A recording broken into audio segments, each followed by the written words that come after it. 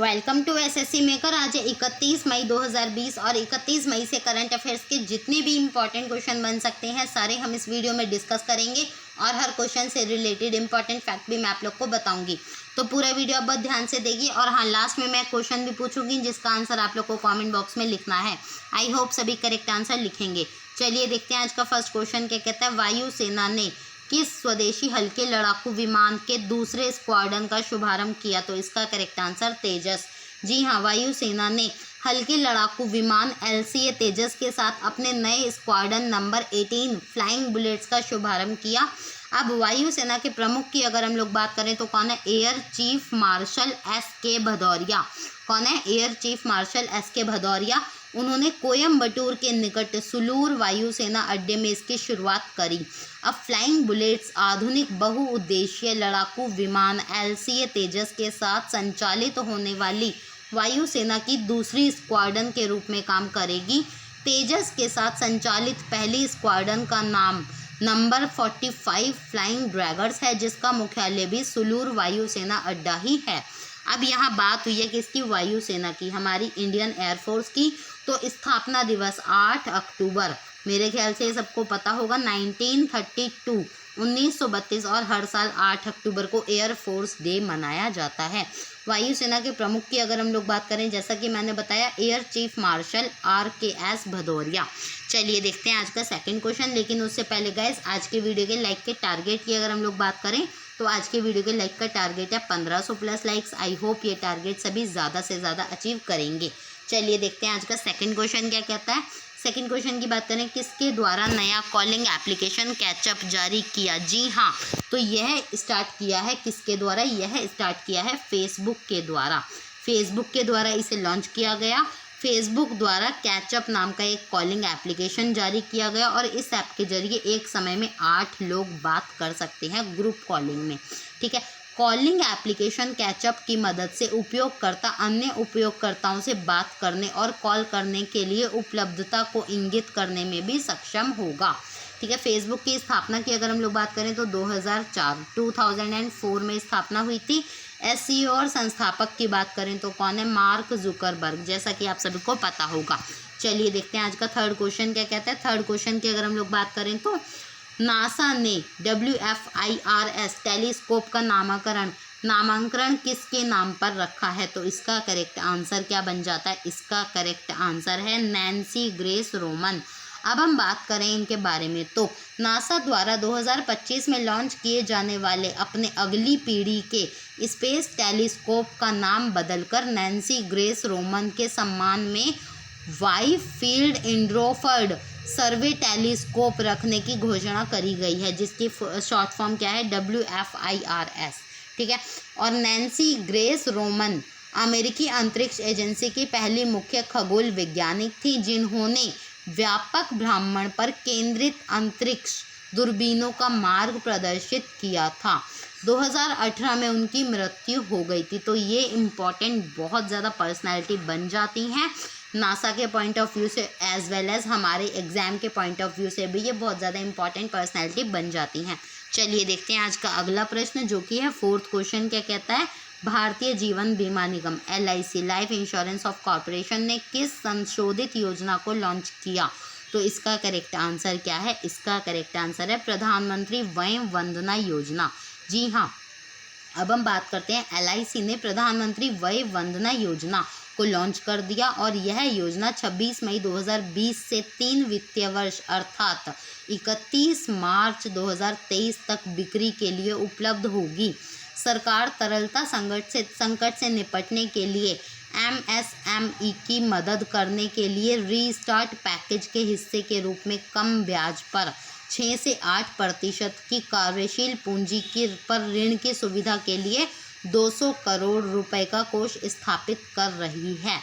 अब बात करते हैं हम लोग LIC की। तो भारत सरकार के स्वामित्व में भारत की सबसे बड़ी बीमा कंपनी है और स्थापना की बात करें तो कब हुई है? 1953। ठीक है, मुख्यालय की बात करें, जैसा कि आप सभी को पता है, मुंबई होना चाहिए और मुंबई ही है। अध्यक्ष की अगर हम लोग बात करें तो कौन है? MR कुमार वहाँ के अध्यक्ष हैं। चलिए देखते हैं आज का फिफ्थ क्वेश्चन क्या कहता है।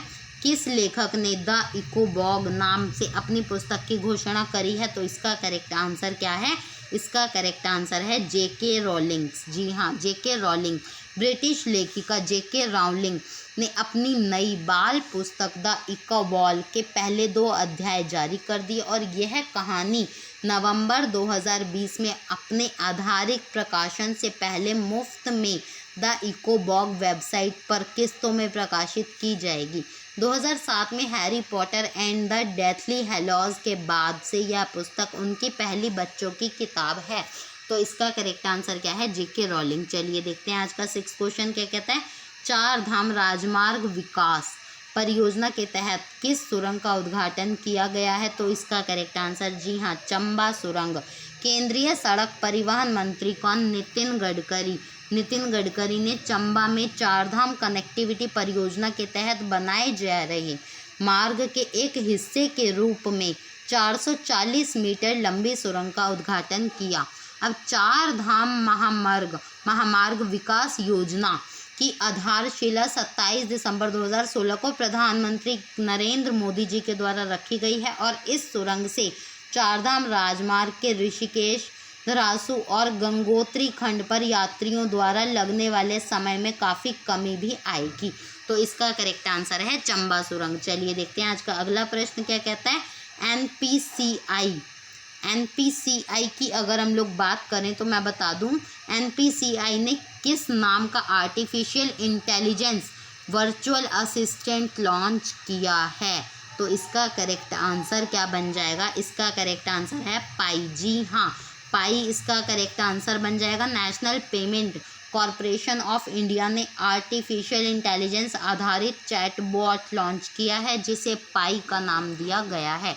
इस चैटबॉट का उद्देश्य भारत में वित्तीय समावेशन को बढ़ाना है और आर्टिफिशियल इंटेलिजेंस बेस्ड इस चैटबॉट को बेंगलुरु बेस्ड स्टार्टअप कोरोवर ने बनाया है। भारतीय राष्ट्रीय भुगतान निगम की स्थापना की अगर हम लोग बात करें तो 2008, जी हाँ 2008 में गैर लाभकारी संस्था के रूप में की गई थी और भारत के स्वदेशी पेमेंट कार्ड रुपए के विकास में एनपीसीआई की भूमिका काफ़ी महत्वपूर्ण थी। तो इसका करेक्ट आंसर है पाई। चलिए देखते हैं आज का 8th क्वेश्चन। किस अंतर्राष्ट्रीय संगठन ने अपने सहयोग के लिए नए फाउंडेशन का गठन किया है? तो इसका करेक्ट आंसर क्या है? इसका करेक्ट आंसर है WHO। WHO के सहयोग के लिए नए फाउंडेशन का गठन किया गया है। WHO वर्ल्ड हेल्थ ऑर्गेनाइजेशन ने वैश्विक महामारी की चुनौतियों से निपटने के लिए WHO फाउंडेशन नाम का एक संस्था का घोषणा किया है। ठीक है, तो इसके बारे में हम बात करते हैं। इस फाउंडेशन के तहत किसी महामारी से निपटने के लिए फंडिंग इकट्ठी की जाएगी जिसमें न सिर्फ बड़े देशों बल्कि आम लोगों से भी सहायता ली जाएगी। जैसा PM care fund, it's a kind of type जैसा पीएम केयर फंड था उस टाइप का ही हम मान सकते हैं, थोड़ा बड़े लेवल पर। हम लोग तो नहीं, मतलब हम लोग क्या ही करेंगे, लेकिन जो बहुत सारे बड़े बड़े लोग हैं इंडिया के भी और अदर कंट्रीज़ के, तो वो लोग भी इसमें अच्छे से हेल्प कर सकते हैं। ठीक है, और यह फाउंडेशन वैश्विक स्तर पर लोगों के स्वास्थ्य की ज़रूरतों को पूरा करने के लिए संगठन को फंड मुहैया करवाएगी, लेकिन वैज्ञानिक तौर पर यह एक WHO से अलग होगी। तो इसका करेक्ट आंसर क्या है? WHO, विश्व स्वास्थ्य संगठन। अब हम बात करते हैं इंडिविजुअली WHO की। तो स्थापना 7 अप्रैल 1948 में हुई थी। कब हुई थी? 1948। मुख्यालय सबको पता ही होगा, मैं बहुत बार बता चुकी हूँ, जेनेवा स्विट्जरलैंड में मुख्यालय स्थित है। चलिए देखते हैं आज का 9th question. Oriental insurance company के नए CMD के रूप में किन्हें नियुक्त किया गया है? तो इसका करेक्ट आंसर है SN राजेश्वरी। जी हाँ, बैंक्स बोर्ड ब्यूरो द्वारा न्यू इंडिया इंश्योरेंस की महाप्रबंधक SN राजेश्वरी को ओरिएंटल इंश्योरेंस कंपनी का नया अध्यक्ष और MD चुना गया है और यह AV गिरिजा कुमार की जगह लेंगी जो 60 वर्ष की आयु पर पहुंचने के बाद इस महीने अंत में सेवानिवृत्त हो रहे हैं। तो इसका करेक्ट आंसर है SN राजेश्वरी। चलिए देखते हैं आज का अंतिम प्रश्न क्या कहता है। किन्हें न्यू डेवलपमेंट बैंक के अध्यक्ष के रूप में चुना गया है? जी हाँ, तो इसका करेक्ट आंसर है मार्कोस ट्राइजो। ब्राज़ील के मार्कोस ट्राइजो को न्यू डेवलपमेंट बैंक का अगला अध्यक्ष चुना गया है। वह एनडीबी के प्रथम व वर्तमान अध्यक्ष केवी कामत का स्थान लेंगे। भारत के अनिल किशोर को एनडीबी के अगले उपाध्यक्ष और सीआरओ के रूप में भी चुना गया है। चलिए देखते हैं आज का हम लोग कल का प्रश्न। बहुत सारे बच्चों ने करेक्ट आंसर लिखा था, मैं उन सभी का थैंक्स करना चाहती हूँ और उम्मीद करती हूँ आज भी सभी बच्चे करेक्ट आंसर लिखेंगे। तो कल का क्वेश्चन था आपके लिए, फोर्ब्स मैगजीन के मुताबिक निम्न में से कौन दुनिया की सबसे ज़्यादा कमाई करने वाली एथलीट बन गई? तो इसका करेक्ट आंसर है नाओमी ओसाका। जी हाँ, चलिए देखते हैं अब आज का प्रश्न क्या कहता है। रेलवे ने एडवांस आरक्षण की अवधि 30 दिनों से बढ़ाकर कितने दिन कर दिया? ये 4 ऑप्शन है, इनमें से एक ऑप्शन करेक्ट है। आई होप सभी करेक्ट आंसर लिखेंगे, ठीक है। और हाँ, एक और चीज़ मैं कहना चाहती हूँ, आज की वीडियो के लाइक का टारगेट बिल्कुल मत भूलिएगा। आज के वीडियो के लाइक का टारगेट क्या है? 1500 प्लस लाइक्स। आई होप ये टारगेट भी सभी ज़्यादा से ज़्यादा अचीव करेंगे। और अगर अभी तक भी आपने एसएससी मेकर को सब्सक्राइब नहीं किया तो फटाफट से एसएससी मेकर को सब्सक्राइब कर दीजिए। उसके बगल में एक बेल आइकॉन भी नज़र आएगा, आप उस पर भी क्लिक कर दीजिए, जिससे सारे नोटिफिकेशन टाइम टू टाइम पर मिलते जाएं। आज के लिए इतना ही। Thanks for watching it. Have a nice day.